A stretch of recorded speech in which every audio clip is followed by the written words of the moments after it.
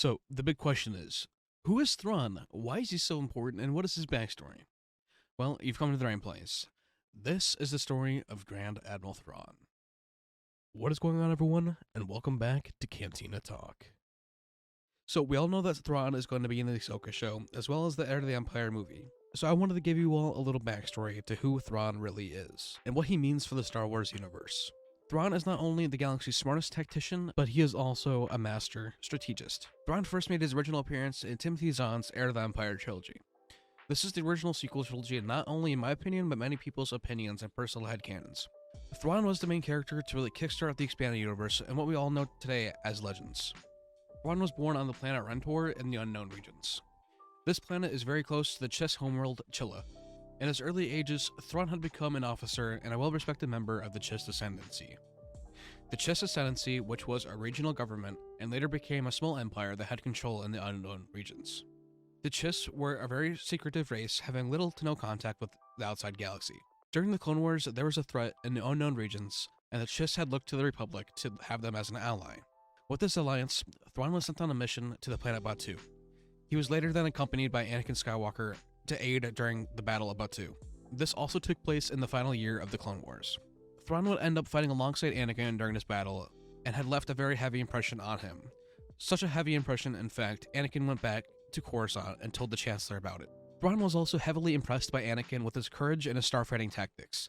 Thrawn had noticed Anakin pull off a barrel roll maneuver, and he had never seen anybody be able to pull that maneuver off so effortlessly like Anakin had. After the battle, Thrawn had returned to the Ascendancy. They had soon come to realize that the Republic would no longer be suitable for an alliance due to their democratic nature.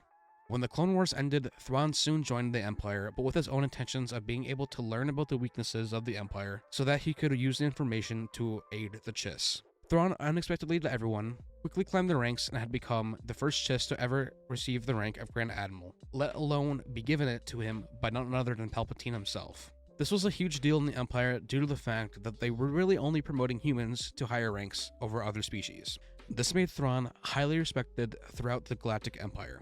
Thrawn also had this ability to learn about other species, and especially his enemies, through their own history, cultural ideas, as well as art. This was prominently seen in Rebels when Thrawn had captured Hera on the planet Rhinelath and studied her family's Kalikori.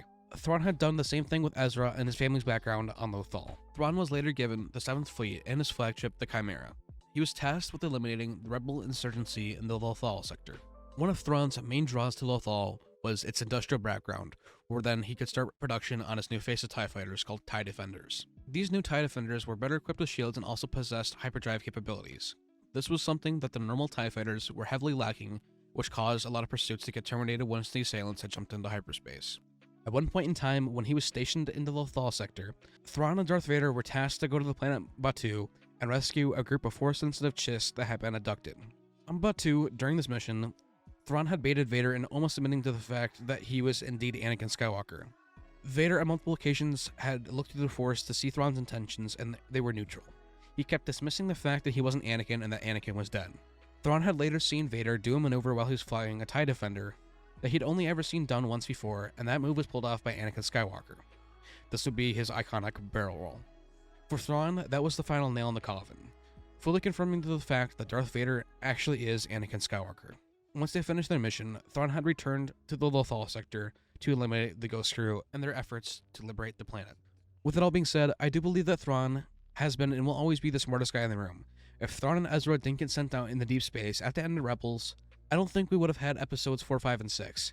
If Thrawn wasn't missing during the original trilogy time period, I believe a lot of things would have been different or wouldn't have even happened. The main one being the destruction of the Death Star. I believe if Thrawn was still alive, he would have aided Tarkin, and they would have together been able to destroy the Rebel base on Yavin 4, ending the original trilogy as we know it. I'm very curious to see how much of Thrawn we get in Ahsoka, and where him and Ezra went at the end of Rebels. Let me know your thoughts on this. I cannot wait for Dave Filoni's Heir to the Empire movie, and to see where Thrawn's journey takes us. With all that being said, thank you guys so much for watching the video. I hope you all enjoyed, and let me know what you think in the comments down below. Lastly, may the Force be with you all.